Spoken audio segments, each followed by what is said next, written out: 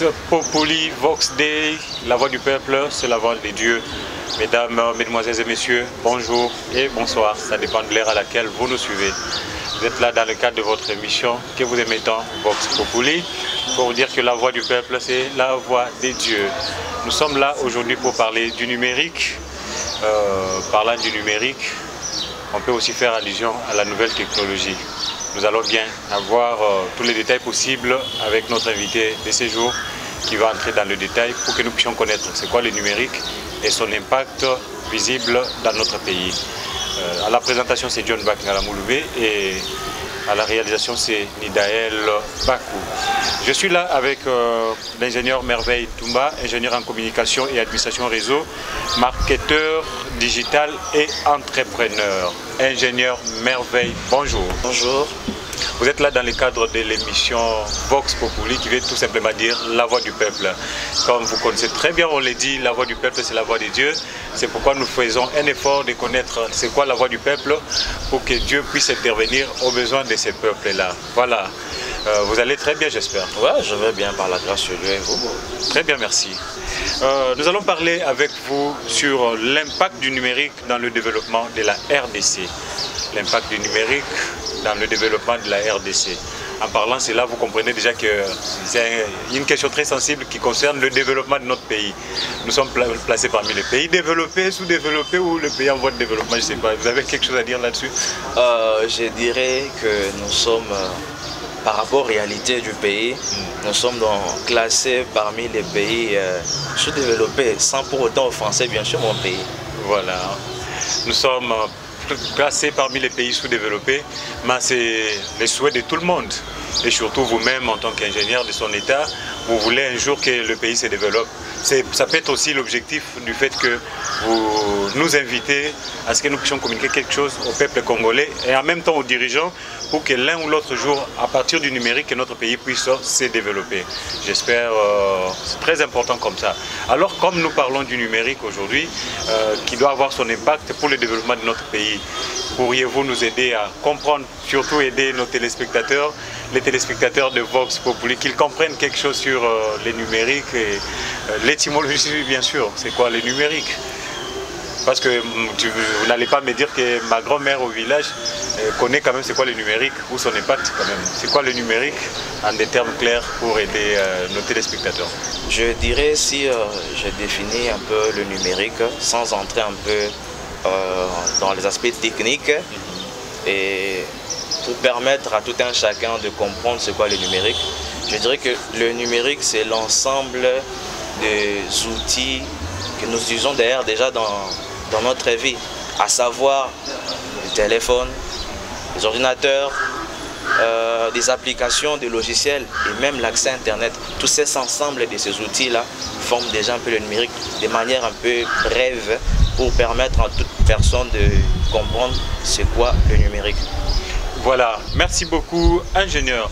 Et nous irons un peu lentement pour connaître c'est quoi le but poursuivi. Et on parle du numérique, ça n'a pas commencé chez nous parce que chez nous tout vient toujours en retard. Le téléphone cellulaire est venu en retard alors que les gens utilisaient ça sous d'autres cieux. L'internet, nous avons découvert l'internet en retard. Moi je me rappelle quand j'ai commencé les études humanitaires, je faisais la commerciale informatique, mais pour toucher à l'ordinateur c'était tout un calvaire. Et vous pouvez finir toute une année pour connaître seulement comment démarrer et éteindre un ordinateur. Tout était venu en retard et aujourd'hui, quand même, les choses essaient d'avancer. Quand le numérique est venu, c'était quoi le but que cela devait accomplir dans le chef des utilisateurs, voulais-je dire? Je dirais que le numérique a commencé bien avant, mais elle a pris son avancement à partir du XXe siècle. C'est-à-dire déjà en commençant par la création des premiers ordinateurs et l'invention de microprocesseurs et d'autres technologies, le numérique a commencé à prendre un peu plus son ampleur. Mais c'est à partir du XXIe siècle que nous sommes maintenant que le numérique est en train de prendre plus de la puissance. Je dirais que jadis nous étions à l'ère des industries. Ouais.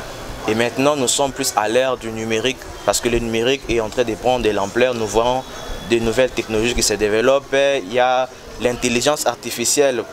Nous utilisons l'intelligence artificielle, je vois de ces jeunes qui utilisent ChatGPT et bien d'autres technologies. Grâce un peu à toutes ces technologies qui voient le jour, le numérique est en train de prendre plus de l'ampleur chaque jour. Et dans ça, en un mot, qu'est-ce qu'on peut retenir seulement du but que le numérique est venu accomplir sur les utilisateurs? Le but du numérique, c'est de faciliter un peu la tâche de nos tâches un peu quotidiennes. Déjà, je donne un exemple. Avant, pour communiquer avec les gens, on disait les sifflets, les tam-tams et autre chose. Alors, il y a eu l'invention des premiers téléphones. C'était pour faciliter la communication. Il y a aussi la saisie des tests. Jadis, c'était un peu avec la machine à écrire, on voyait la dactylo. Mais maintenant, oui, à la main même. Et maintenant, nous avons des ordinateurs. Avec ces ordinateurs-là, nous pouvons facilement saisir des lettres administratives. Donc, le numérique vient pour faciliter un peu la vie des personnes. Aujourd'hui, qu'avec le numérique, il y a la facilité. Beaucoup de gens aujourd'hui viennent nous dire que vous pouvez gagner de l'argent avec votre téléphone. Donc restez chez vous à la maison, vous avez votre téléphone, vous allez gagner l'argent chaque jour en faisant ceci, en faisant cela. Et les gens ont ignoré l'industrie, l'agriculture et tout ce qui pouvait contribuer au développement d'une nation. On pense qu'on peut rester chez soi et puis on gagne de l'argent facile. Je ne sais pas, vous avez une idée là-dessus? Oui, pour ma part, je dirais ceci. Le numérique n'est pas vraiment venu faciliter la tâche de toute personne. C'est un outil. Le numérique est comme un revolver. Le revolver en soi n'est pas mal. Il est fait pour protéger. Quand quelqu'un a un revolver, c'est peut-être pour protéger, pour se défendre. Et c'est la personne qui dit à mauvais escient peut-être pour faire du mal qui nuit. Alors, comme vous l'avez souligné, beaucoup de gens utilisent actuellement très mal le numérique. Pourtant, c'est un outil puissant pour le développement. Certains l'utilisent pour faire du mal. Nous voyons par exemple en Côte d'Ivoire ce qu'on appelle les brouteurs, qui arnaquent de l'argent. Et ici à Kinshasa, nous voyons même certaines personnes. Beaucoup tombent dans ces pièges-là. Quelqu'un qui crée une page, il met des articles, vend des téléphones et le prix, il peut peut-être être, par exemple, je donne un exemple, l'iPhone à 10 $ ou 20 $, 30 $. Celui qui voit cette publication se dit waouh, c'est une opportunité et il tombe sur les panneaux. Et là, ce n'est pas le problème du numérique, mais c'est comment nous l'utilisons. C'est que je peux demander un peu aux gens sur ces points, c'est d'être très sage et de savoir comment utiliser ce numérique à bon escient et non à mauvais escient. C'est un peu ça ce que je peux dire sur ces points. Voilà, alors dans notre pays, c'est quoi l'impact du numérique? Est-ce que nous ne vivions pas bien sans le numérique? Est-ce que nos grands-parents ont eu seulement besoin du numérique pour se sentir très à l'aise? Parce qu'aujourd'hui nous avons le numérique et nous comprenons aussi qu'il y a des problèmes qui s'ajoutent, il y a des difficultés, alors que sans le numérique, ils étaient là, de grands travailleurs, et ils étaient assidus à leur travail et ils gagnaient leur vie sans le numérique. Aujourd'hui, à cause du numérique, les gens sont devenus très fainéants. Et je ne sais pas, c'est ce que on venait de dire tout à l'heure. Mais c'est quoi l'impact en fait du numérique dans notre pays? Ne parlons pas d'autres pays, mais ici chez nous par exemple. Parler de ça en plusieurs points. Je commence d'abord sur l'aspect éducationnel. L'impact du numérique dans l'éducation de la RDC.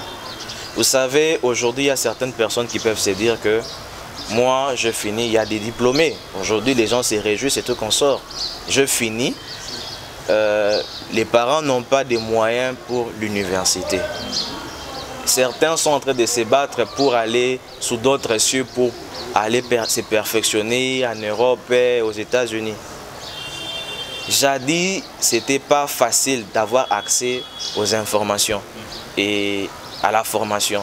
Mais à travers le numérique sur le domaine de l'éducation, un jeune qui a fini, un jeune diplômé, peut perfectionner un peu des compétences. Parce qu'aujourd'hui, nous disons, les jeunes disent quoi? Missa les athées. Et c'est aussi une vérité. Ouais, et on s'est plaint, on dit non, oui, les RDC produisent beaucoup de diplômés, mais il n'y a pas quoi. Et sur les marchés de l'emploi, c'est difficile. Mais le numérique vient donner la facilité à ces jeunes. Imaginez-vous un jeune diplômé qui a fini, qui n'a pas les moyens de pouvoir continuer l'université, mais qui cherche à s'en sortir. À travers tout simplement le numérique, l'argent qu'il peut dilapider, beaucoup de jeunes jouent à quoi ici, Gengue Sport et autre chose.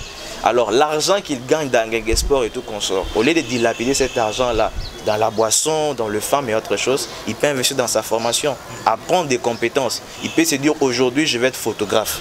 Ouais. Qu'est-ce que je fais? Il y a beaucoup de cours, il y a des sites tels que Udemy et tant d'autres sites où la personne peut aller, ne fût-ce qu'avec 10 $, 5 $. Hein? Il y a même des formations gratuites. Hein? Il apprend une compétence qui lui permettra de pouvoir trouver un peu, gagner sa vie, sans pour autant aller sous les bancs de l'école et devenir meilleur peut-être que ceux qui ont fait un cursus académique. Beaucoup de pays se développent à cause de l'agriculture, l'élevage aussi. Est-ce que le numérique est seulement contre l'agriculture, l'élevage, des choses qui sont un peu élémentaires mais qui contribuent au développement d'une nation? Je ne sais pas. Le numérique entre même dans le secteur de l'agriculture. Vous savez, il y a des technologies, il y a des jeunes par exemple, que je salue en passage, cette équipe de Nulvice qui se bat pour apporter un peu sa pierre d'édifice dans la transformation digitale en RDC. Il y a de ces solutions que le numérique peut proposer. Imaginez-vous que vous avez aujourd'hui un système qui vous permet par exemple de savoir quand planter les tomates, quand planter tel je dirais tel tubercule et autres, qui vous donne la température exacte à s'aimer, sans pour autant, avec bien sûr des statistiques qui vous permettent d'avoir un bon rendement. Cela peut permettre d'avoir une meilleure production. Et avec, on voit un peu l'étude des Kanyamakas et autres. Si on utilise le numérique dans le secteur de l'agriculture, ça peut permettre de pouvoir améliorer notre rendement de productivité et permettre à la population de manger de manière aisée. Beaucoup de gens qui négligent ces histoires. C'est comme on négligeait l'anglais, et le numérique va aussi de pair avec l'anglais. Hein? Oui, bien sûr. D'ailleurs, le numérique et l'anglais, je peux dire que le numérique marche de pair avec l'anglais parce que ce que nous utilisons dans la technologie, ce sont les Américains qui ont conçu. Bien sûr, oui, il y a des Français et autres, mais la plupart des technologies qu'on utilise dans le monde entier, ce sont des pays anglophones qui l'ont mis en place. Et c'est pourquoi l'anglais prédomine vraiment dans le numérique. Nous vous conseillons, vous qui négligez l'anglais, le cours d'anglais bien sûr, faites un effort d'apprendre. C'est très important. Partout où vous allez aujourd'hui, il y a toujours l'anglais qui va vous rattraper. Il y a toujours l'anglais, même dans nos téléphones, il y a des applications qui sont conçues qu'en anglais et il faut comprendre quand même quelque chose. Nous sommes en train d'avancer avec l'ingénieur Merveille Ntumba et avec lui nous parlons du numérique. C'est très important, la technologie avance, le monde est à grande vitesse. Nous vous prions d'aller plus loin pour comprendre. Si vous n'êtes pas encore formé, formez-vous pour être à la hauteur. Et comme le numérique a ses avantages, ici dans notre pays, il peut aussi rencontrer des limites. Là où il ne peut pas accéder facilement, là où tout n'est pas aussi facile, là où le numérique n'est pas accepté comme il se doit. Et par rapport à ces limites, vous entrevoyez quoi? C'est vrai un peu quelques réalités de l'RDC. L'RDC est dans une fracture numérique. Beaucoup n'ont pas cette facilité de pouvoir avoir un ordinateur. Quelque chose que sous d'autres cieux c'est plus facile. Et hormis ça, nous voyons un peu la réalité du Congo. Lorsque nous allons dans certaines contrées, le numérique n'est pas encore vraiment, il y a d'abord la communication qui n'est pas vraiment encore couverte. Nous voyons les réseaux tels que Vodacom et autres qui ne sont pas encore dans ces contrées-là. Et ça a vraiment du mal, les gens ont du mal vraiment à utiliser le numérique à bon escient. Imaginez-vous que si une grand-mère qui était au village avait la facilité d'accéder de manière aisée un peu au numérique, la communication Internet, elle pouvait mieux se documenter et apprendre certaines choses sans pour autant venir en ville. Ouais. Elle-même au village pouvait facilement apprendre certaines choses, comment utiliser le numérique dans ses petits commerces et autres choses pour booster un peu sa croissance financière. Vous voyez un peu. Et sur ces points-là, malheureusement, nous avons notre gouvernement qui ne s'implique pas trop vraiment dans la transformation digitale. Pourtant, le chef... Il y a tout un ministère pour ça. Oui, il y a tout un ministère. D'ailleurs, le chef de l'État est en train de marteler plus sur la transformation digitale. Mais nous ne voyons pas vraiment cette implication du gouvernement. Déjà, nous avons des jeunes start-up qui ont des solutions, mais nous sentons que le gouvernement ne se concentre pas sur ça. Pourtant, le gouvernement devait approcher ces jeunes, devait demander aux jeunes quel est l'apport, quelles sont les solutions qu'ils peuvent proposer pour le développement de la RDC. Je donne un exemple. À Kinshasa, ici, nous nous plaignons d'embouteillage. Il y a de l'embouteillage comme pas possible. Mais le gouvernement peut appeler ce jeune, dire ou proposer par exemple un forum scientifique. Et tous ces ingénieurs et tous ces jeunes entrepreneurs qui ont des solutions, chacun peut présenter une solution pour pouvoir pallier un peu au problème des embouteillages. Ouais. Pour pallier un peu à certains problèmes. Imaginez-vous que nous sommes passés par les élections en RDC ici. Et j'avais vu récemment ici, il y avait une application que la CENI avait mis en place pour faciliter les enrôlements. C'était une bonne chose. Mais la communication, il n'y avait pas une communication. Les gens allaient passer des heures dans des centres pour se faire enrôler, pour se faire enregistrer. Pourtant, le numérique devait faciliter la tâche. Quelqu'un chez lui entre dans l'application, il introduit toutes ses données et il va tout simplement pour la capture. Ouais. La capture, ah monsieur, tu es de quoi ici? Lingwala, tel centre, ok, voilà ta carte. Tu viens, tu récupères, tu pars. Facilement, au lieu de créer un peu ces engouements et tout comme ça. Vous voyez un peu. Et imaginez-vous même dans la police, dans la gestion de notre police. Si aujourd'hui on pose la question aux autorités, est-ce que vous savez un peu l'effectif de tous les policiers qui sont enregistrés pour Kinshasa? Je ne pense pas qu'ils ont vraiment ces statistiques. Pourtant, on devait utiliser le numérique pour gérer la police. Sous d'autres cieux, nous voyons il y a ces applications qui permettent SOS Alert, qui permet d'appeler la police, d'appeler les pompiers. Chez nous, il n'y a pas. Lorsqu'on va même dans des bureaux administratifs de l'État, tout s'est fait au manuscrit. Et quand quelqu'un prend, je vous fais rire un peu, imaginez-vous, je fais un voyage, j'étais en province, plus précisément à Kananga. Quand j'ai quitté Kinshasa pour aller là, déjà à Kinshasa, les bureaux, les directions générales de la migration, j'avais enregistré. J'atterris à Kananga. Chose grave, c'est qu'on avait déjà...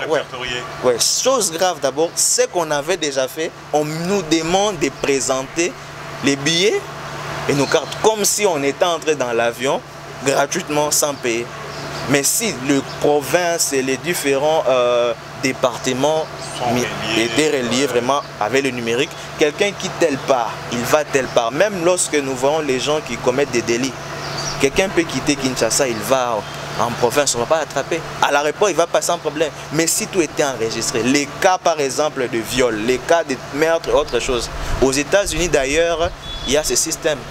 Il y a un site internet où quand une personne est arrêtée, peu importe l'état où il a été arrêté, le cas qu'il a été arrêté, la population peut trouver ça. Monsieur John avait été arrêté peut-être pour excès d'abus d'alcool à telle heure, telle heure. Ça c'est sur ce site-là. S'il y a un procès, toutes les informations sont là. Ça permet à la population d'être prudente et de protéger la population. Un Koulouna qui a commis un délit, peut-être ici à Tchang, il part se cacher à Goma. La police va les chercher, on ne les trouvera pas. Et quand tout sera calme, il va rentrer. Mais si tout est déjà digitalisé, on sait que tel monsieur est recherché pour tel cas, tel cas, tel cas. Où qu'il se trouve, on peut le retrouver et il ne peut pas fuir, il ne peut pas quitter le pays parce que tout est déjà informatisé, digitalisé. Vous voyez un peu. Qu'est-ce que vous pensez par exemple par rapport à beaucoup de dossiers que nous retrouvons aujourd'hui, kidnappeurs, ceci, cela, il ne pouvait pas y avoir une application d'alerte dans le domaine de communication. Quand quelqu'un a commis des bavures, on sait lancer quand même nos SOS. On sait que telle personne est dans telle bêtise. On peut le retrouver facilement. À cause du numérique, vous allez peut-être dans des aéroports, le nom est déjà affiché quelque part, il y a des panneaux, il y a ceci. Est-ce que vous travaillez aussi par rapport à des choses comme ça? Oui, bien sûr, bien sûr. Déjà, comme je vous l'ai dit là, mon équipe et moi a apporté un peu... à certains cas. Mais ça reste seulement dans vos tiroirs et puis ça ne part nulle part. Déjà, bientôt là, ça sera mis en place. Nous sommes en train de nous battre, bon, malheureusement sans l'appui du gouvernement, sans l'appui de certaines personnes. Nous nous battons parce que même la Bible dit l'homme mangera la sueur de son front. Et nous, comme nous aimons notre pays, avec les connaissances que nous avons, nous voulons apporter notre pierre d'édifice. Vous avez levé le point de kidnapping. Imaginez-vous s'il y avait un système de tracking. C'est-à-dire que toutes les voitures déjà sont enregistrées dans une base de données. Il y a des caméras de surveillance mises en place. Il y a une intelligence artificielle qui reconnaît l'expression faciale de chaque personne. C'est-à-dire que cette caméra est capable de détecter que tel c'est monsieur X, tel c'est monsieur tel, et reconnaître à qui appartient telle voiture. Et une personne a été kidnappée. C'est plus facile de les retrouver. Si. Vous voyez, c'est plus facile qu'avoir peut-être une application, mais la police peut trouver. Non, monsieur X avait été enlevé à Victoire. Nous l'avons détecté parce que les caméras nous ont montré que c'est bien lui. Ça, c'est premièrement.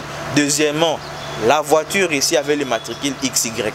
Et quand on regarde dans la base de données, on retrouve que ça appartient à monsieur tel. On contacte d'abord les propriétaires. Si la voiture a été volée, ce n'est pas un problème. Mais le conducteur a été suivi. Son visage a été enregistré. Vous voyez, ici même il y a le système des empreintes digitales. D'ailleurs, je remercie vraiment le gouvernement. Dans nos cartes d'électeurs, on a pris nos empreintes. Mais ça sert à quoi? Ça sert à quoi? Il faut l'utiliser pour ça. Il faut l'utiliser pour ça. On peut facilement, dans une enquête, découvrir que, ouais, nous avons retrouvé le véhicule. Les véhicules, les matricules, c'était ça, telle personne était là. L'empreinte nous montre que c'est tel monsieur. Et comme chaque citoyen est enregistré, c'est plus facile de retrouver cette personne-là. Ingénieur Merveille Ntoumba, nous allons finir par là. Quelles sont les résolutions que vous avez trouvées avec les numériques?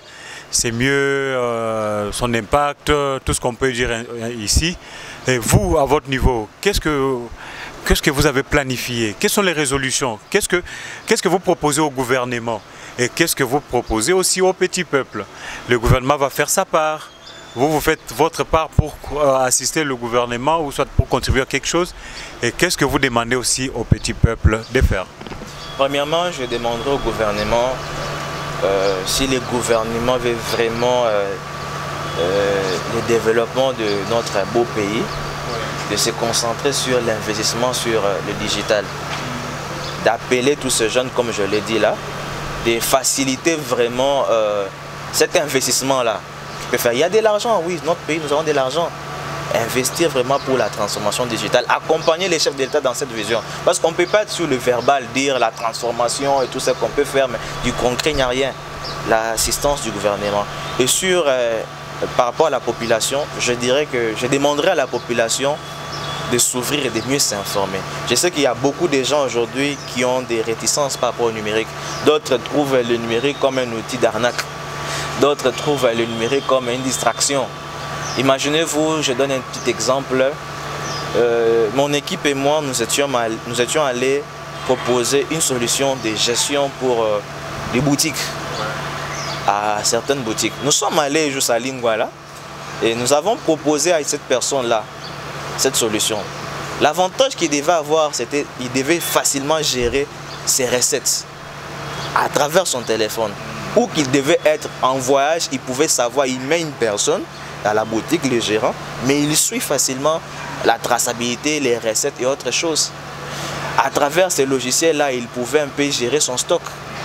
Et ça devait lui permettre, une fois peut-être le stock presque épuisé, dire l'application l'envoie l'alerte pour dire non, le stock de telle chose est déjà presque à la fin, veuillez penser à renouveler le stock. Vous voyez que ça facilite la personne. Tellement qu'on est occupé, on a trop de choses, cette application-là devait faciliter ces gérants. Mais curieusement, nous sommes allés, cette dame-là qui nous avons parlé, nous a répondu, et bon, WhatsApp. Pour elle, elle trouve que WhatsApp Business, c'est une application de communication. Oui. Mais surtout des marketing. Oui, mais WhatsApp Business n'est pas personnalisé. Ouais. Quand Meta a mis en place WhatsApp Business, c'est de manière un peu standard. Ce n'est pas par rapport à besoin. Du coup, si une personne, on lui développe une application par rapport à ses besoins spécifiques, cette application lui facilitera la tâche. Admettons par exemple quelqu'un qui vend le carburant et l'autre qui vend quoi ici, qui est dans une pharmacie. Les deux ont des produits mais ce n'est pas les mêmes produits. Alors WhatsApp Business fera quoi? C'est que pour la communication, le message est posté. Oui. WhatsApp Business, il n'y a aucun paramètre de WhatsApp Business qui permet de gérer les stocks. Non. Vous voyez un peu.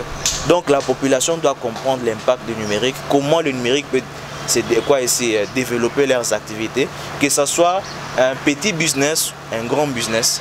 Et aussi aux jeunes, je demanderais vraiment aux jeunes, parce qu'aujourd'hui, nous voyons par exemple les jeunes sur TikTok. Beaucoup utilisent TikTok pour se divertir et il y a beaucoup de choses d'immoralité. Au lieu de passer du temps, des heures à utiliser TikTok, parce que déjà à la base, TikTok n'a pas été vraiment conçu pour ça. TikTok a été conçu pour la communication, c'est pour vendre, pour présenter, pour enseigner, éduquer. La jeunesse congolaise doit plus utiliser TikTok pour se faire aussi de l'argent. Imaginez-vous, au lieu de faire une vidéo, dansant, exhibant un peu ses parties intimes et autre chose, et faire plus de vues. Une jeune fille peut se dire, bon, je peux être ambassadrice d'une marque. Je sais déjà comment communiquer. Je n'ai pas à proposer mes services à une entreprise. Au lieu de faire des millions de vues sur des fétilités ou insulter, commencer à présenter des produits. Un jeune peut dire, moi, j'aimerais apprendre, peut-être un jeune agronome peut dire, moi, j'aimerais apprendre aux jeunes l'importance de l'agriculture. Parce qu'aujourd'hui, beaucoup de jeunes n'aiment pas quoi, c'est le travail de champ. Beaucoup, on veut un peu le travail de bureau. Il peut utiliser TikTok pour éduquer la population, apprendre, et créer même tout un réseau de quoi, c'est des agriculteurs, échanger des idées. Bon, nous manquons un peu la farine, par exemple, au Congo. On ne mange pas bien. Qu'est-ce qu'on peut faire? Dans ces réseaux-là, chacun apporte sa pierre d'édifice et on s'entraide. Vous voyez un peu? En bref, c'est un peu ça. Merci beaucoup, nous allons finir par là. Et je reviens à vous pour placer peut-être un dernier mot par rapport à ces sujets très importants sur les numériques. Bon, je dirais en bref, tout ce que je puis dire, j'ai été très clair vraiment sur tous ces points. Et je remercie vraiment le chef de l'État d'abord pour sa volonté, malgré ce qu'on voit, malgré les réalités. On sent qu'il a la volonté. Je le remercie et je le demanderai vraiment et à tous nos dirigeants, vraiment que ce qu'ils disent ne puisse pas rester dans les paroles, mais qu'ils puissent vraiment agir, qu'ils s'approchent de la jeunesse, parce que nous avons une jeunesse très intelligente. Moi, j'ai véhiculé un peu de part et d'autre, j'ai vu des jeunes qui ont des bonnes idées, mais ils ne sont pas vraiment soutenus, ils ne sont pas vraiment appuyés. Il y a un jeune, par exemple, je ne sais plus trop, c'est en 2021 ou c'est 2022, qui avait monté sa voiture électrique. Ouais. Mais est-ce qu'il a été soutenu? Pourtant, le gouvernement devait l'approcher. Ton projet intéressant, qu'est-ce que tu manques? Non, je manque peut-être une infrastructure. Nous misons autant. Et tu lances ton usine de voitures et tu produis ces voitures pour être commercialisées. Vous voyez? Vraiment, je demanderai vraiment au gouvernement de soutenir la jeunesse et de vraiment mettre l'œil là-dessus sur cette transformation numérique. Parce qu'on est en train de passer à côté des opportunités que le numérique est en train de donner dans le monde. Mais quand il faut soutenir des bonnes idées, des bonnes initiatives, ça pose souvent problème. L'impact du numérique dans le développement de la RDC, c'est le sujet que nous avons abordé avec l'ingénieur Merveille Ntumba, quelqu'un qui s'y connaît dans le domaine. Nous sommes allés en long et en large pour essayer d'expliciter quelque chose sur le numérique. Bande konanga à Kinshasa, bande konanga à Brazzaville, numérique, Ezaïli, Eloko ya Motuya, po biso nyonso tozali kosalela ba appareil cellulaire, tozali kosalela ba ordinateur, tozali kosalela biloko kilikili o ezotala réseau. Yango wana ezali ko s'impliquer na nouvelle technologie soit na numérique. Lelo monde des années tikalate ke okoma mukanda otindela mutu na mboka o ekosala ta mwana nzela avant ekoma. Lelo ko vanda na kin obengi mutu na téléphone ata soza na États-Unis et kozwa facilement. Au commis message au sali publicité pour na côté kabilo koza nango. Donc ba domaine ebele belé lelo ko sala musala nyo se sengeli ko sécuriser biloko zo sala nanzela ya numérique. Ya ngwana ndezaki mama na likamu na biso ya mokona lelo ezamba la sukate ya koyamba mwana mboka Merveille Ntumba wazali ingénieur na domaine ya numérique. Malasima Tokutana Elisusu. Nous vous disons très bien merci parce que vous nous avez été très attentifs pour saisir au moins quelque chose par rapport à l'impact du numérique pour le développement de notre pays, la RDC. Nous demandons au gouvernement de s'impliquer et nous vous demandons, vous, la population, de bien vouloir donner de l'importance au numérique. Toza Sunata Yakalate, Makamnyo se comment numériser. Parce que vous allez discuter. À la présentation, c'était John Bak Ngalamouloumé. Derrière la caméra et toute la réalisation a été assurée par Nidaël Bakou. Nous allons nous retrouver très prochainement. N'oubliez pas de vous abonner sur notre chaîne YouTube Vox Populi Média Télévision. À la prochaine.